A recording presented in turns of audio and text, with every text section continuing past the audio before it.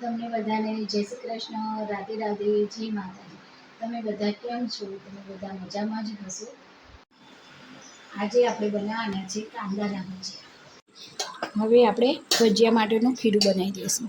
તો ખીરુંમાં આપણે પહેલાં લઈશું મરચાં, લસણ અને આદું અને મીઠી લીમડીના પાન છે એ 1 ચમચી લીધી અને આ બીજી અડધી ચમચી મેં લઈ લીધી છે। હવે આપણે મસાલા બીજા લઈશું। એમાં આપણે લઈશું જીરું અને વરિયાળી મેં લીધી છે।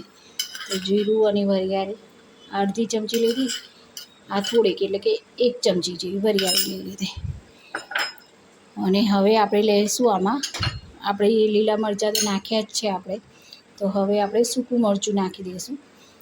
તો આપણે આ અડધી ચમચી જેવું સૂકું મરચું લઈ લીધું છે।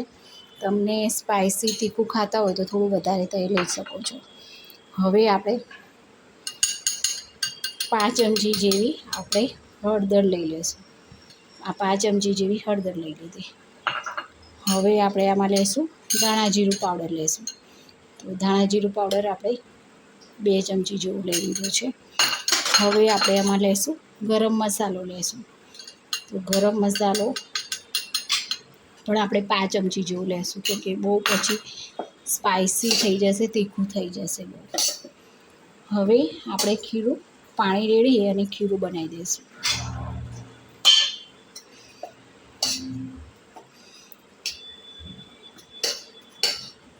થોડું મીઠું આપણે લઈશું।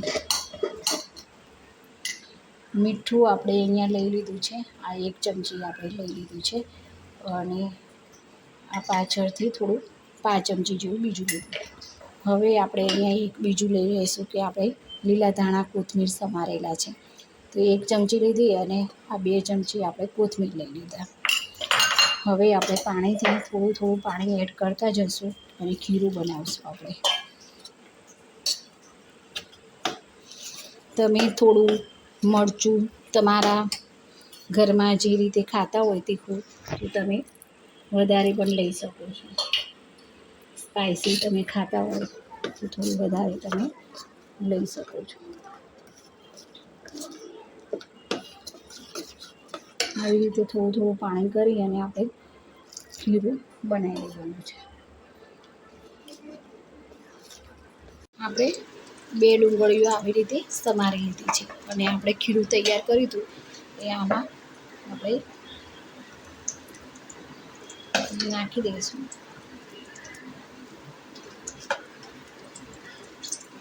બરોબર મિક્સ કરી દઈશું ડુંગળીને।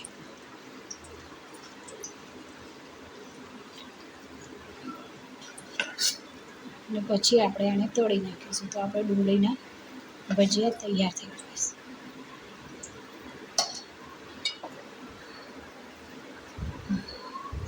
હવે આપણે આ ડુંગળી આમાં કરી દીધી, ખીરામાં ડબોળી દીધી। હવે આપણે આમાં કરી અને તેલ આપણું ગરમ થઈ ગયું છે, તો આના અંદર આપણે પહેલાં જોઈ જોઈશું તેલ બરોબર ગરમ થયું છે કે નહીં, તો જોવા માટે આપણે ચેક કરવા માટે પહેલાં જોઈ જોઈશું। હા, તેલ આપણું બરોબર ગરમ થઈ ગયું છે, તો આપણે આવી રીતે ડુંગળીના બધા ભજીયા આવી રીતે મૂકી દઈશું। આ ચોમાસામાં ડુંગળીના ભજીયા ખાવાની અને ચા સાથે ડુંગળીના ભજીયા બહુ મજા આવે છે ખાવામાં। વરસાદ પડતો હોય અને તમે ડુંગળીના ભજીયા ખાઓ ગરમા ગરમ તો બહુ મજા પડી જાય। હજી વરસાદ આવ્યો નથી, વરસાદની શરૂઆત થઈ ગઈ છે થોડી।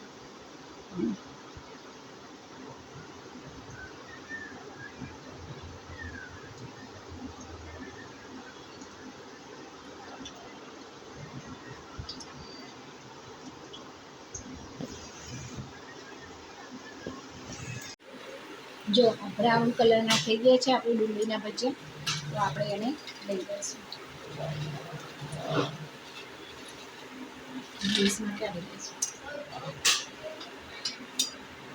આ જ રીતે આપણે બધા ભજીયા બનાવી દઈશું।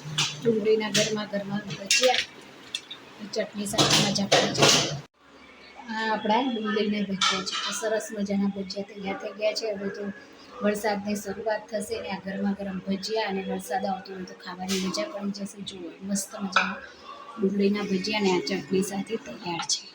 વિડીયોના એન્ડિંગમાં કહેવા માંગીશ કે આયુર્વેદ અપનાવી સ્વદેશી ચીજવસ્તુ અપનાવી વ્યસનથી દૂર રહી દરેક જીવ માત્ર પર દયાભાવ રાખી ગૌ રક્ષા કરી અને આપણા ઘરને સાફ રાખીએ જેવા આપણા ઘર રસ્તાઓમાં નદીઓ સરોવર દરિયા કિનારે દરેક જગ્યાએ સ્વચ્છતા રાખીએ જરૂરિયાતમંદ લોકોની સેવા કરીએ અને મદદ કરીએ.